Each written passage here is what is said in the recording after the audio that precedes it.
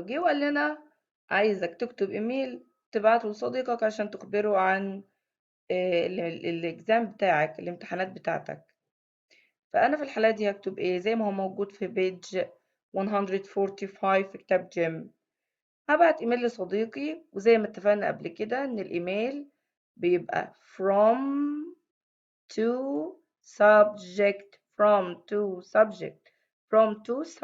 من وإلى والموضوع. انا الايميل مبعوته وما ادانيش ايميل موجود، فانا هكتب بس الاسم وخلاص طالما ما ادانيش ايميل اكتبه. الايميل مبعوت من ندى لأميرة. الموضوع عن my exams، امتحاناتي. ابتديت وقلت دير أميرة. خد بالك إن أنا بادئة الأميرة بكابيتال ليتر، عشان الأسماء لازم أبتدي بكابيتال ليتر. وقلت جملة افتتاحية how are things، الدنيا معاكي عاملة إيه. وبعد كده دخلت لها في الموضوع وقلت لها I'm studying hard for my exams at the moment، أنا بذاكر بجد من أجل امتحاناتي في هذه اللحظة. مش شرط بقى إن أنا يعني أنقل الكلام اللي موجود في الإيميل عندي بالنص، لأ، أنا يعني عايز يبقى فيه شوية ابتكار.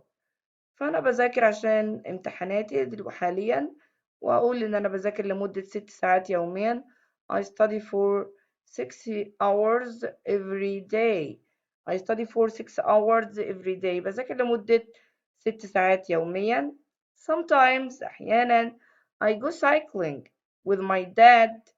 أحيانا بروح بركب الدراجة مع بابا. طيب وبعدين أكمل وأقول I like reading history books. أنا بحب قراءة الكتب التاريخية. I like reading history books. It's good to relax and have fun. يعني من الجيد إن أنت تسترخي وتحظى ببعض من المتعة sometimes أحيانا.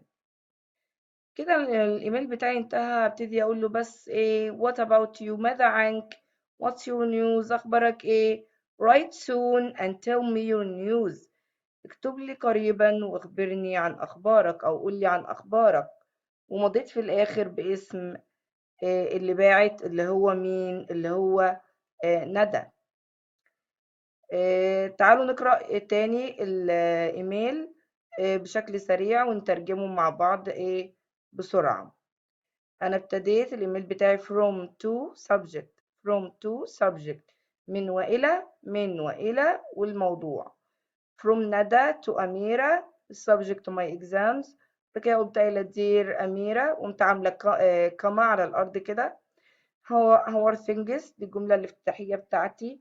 I'm studying hard for my exams at the moment، أنا بذاكر بجد في هذه اللحظة أو حاليا من أجل امتحاناتي. I study for 6 hours every day. Sometimes I go cycling، في بعض الأحيان أنا بذهب لركوب الدراجة with my dad on Fridays، أيام الجمعات. بعد كده قلت I like reading يعني أنا بحب قراءة history books، الكتب التاريخية.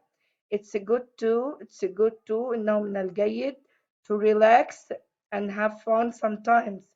What about you? What's your news؟ ماذا عنك وإيه أخبارك إيه. write soon and tell me your news، وأخبرني عن أحوالك. في الآخر مضيت باسمي اللي هو اللي بعد from.